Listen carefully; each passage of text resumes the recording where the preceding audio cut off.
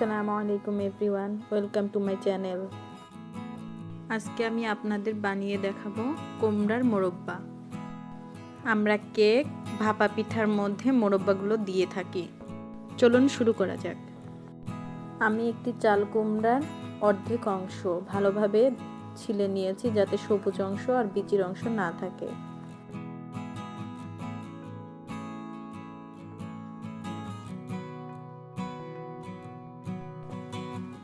ভিডিওতে দেখে নিশ্চয়ই বুঝতে পারছেন। কুমড়াটা ফালি ফালি করে কেটে নিব, যাতে সবগুলোর সাইজ সমান হয়, দেখতে সুন্দর লাগবে। এরপর আমি একটি কাঁটা চামচের সাহায্যে কুমড়ার পিসগুলোকে সুন্দরভাবে ছিদ্র করে নিব, যাতে চিনির রস ভালোভাবে ঢুকতে পারে। কুমড়ার শক্ত অংশের দিকে বেশি করে ছিদ্র করব, যাতে ভালোভাবে রস পৌঁছায়। দেখুন আমি কিভাবে ছিদ্র করে নিচ্ছি। এর ফলে চিনির রসগুলো ঠান্ডা হওয়ার পরেও আটকে থাকবে। আমার চার সাইডে ছিদ্র করা শেষ, ভালোভাবে দেখে নিন।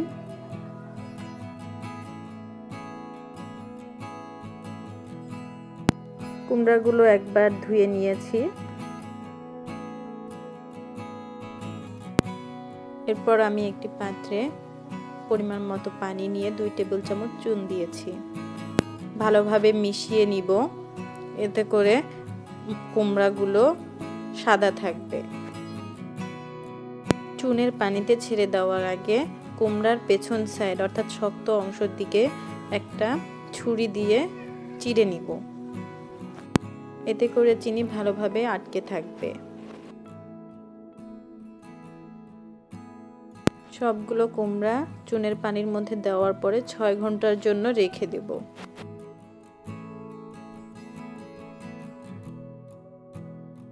ছয় ঘন্টা পর কুমড়াগুলো ভালো পানি দিয়ে 3-4 বার ধুয়ে নিব, যাতে কোনো চুনের অংশ না থাকে। ধোয়া শেষ, এখন কোনো চুনের অংশ নেই।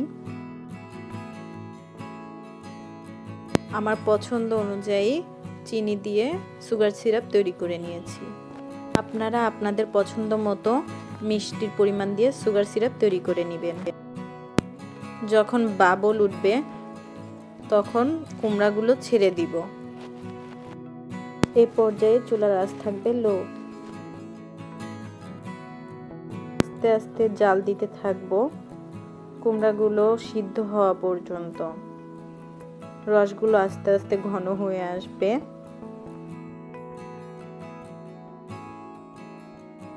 মাঝে মাঝে নেড়ে দিব, এতে সব পাশ ভালোভাবে সিদ্ধ হবে।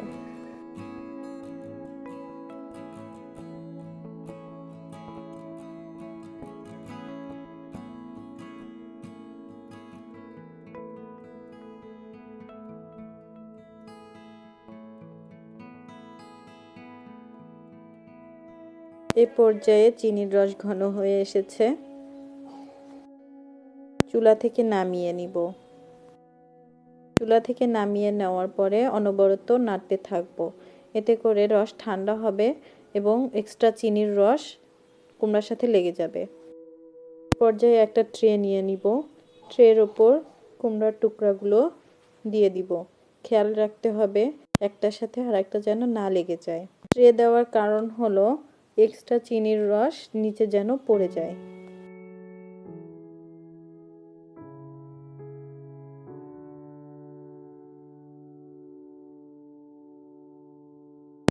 সবগুলো কুমড়ার মোরব্বা দেওয়ার পরে ভালোভাবে শুকিয়ে নিতে হবে।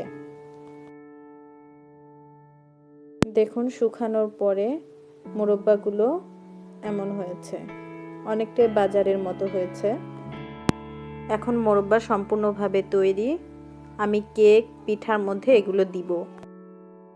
আশা করি আপনাদের কাছে রেসিপিটা ভালো লেগেছে। আপনারা বাসায় তৈরি করে খাবেন। আমার চ্যানেলটিকে সাবস্ক্রাইব করতে ভুলবেন না। ধন্যবাদ।